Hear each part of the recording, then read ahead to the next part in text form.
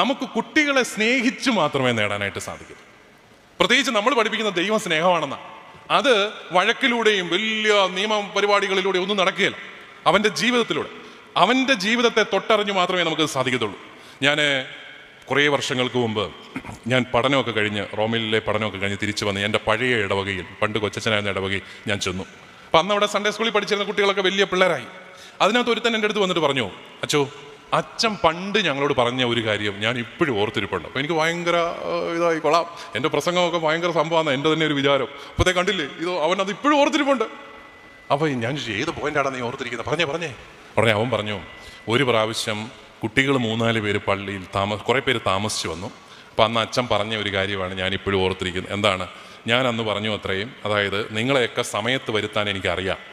അപ്പോൾ ഞാൻ പറഞ്ഞു, താമസിച്ച് വന്നവരെ നടുക്കോട്ട് നിർത്തി 2 എണ്ണം തന്നാൽ പിറ്റേ ഞായറാഴ്ച, അപ്പോൾ പിന്നെ ഒരു 5 ഞായറാഴ്ചയെങ്കിലും മിനിമം എല്ലാവരും കറക്റ്റ് ടൈമിന് വരും, അതെനിക്കറിയാം.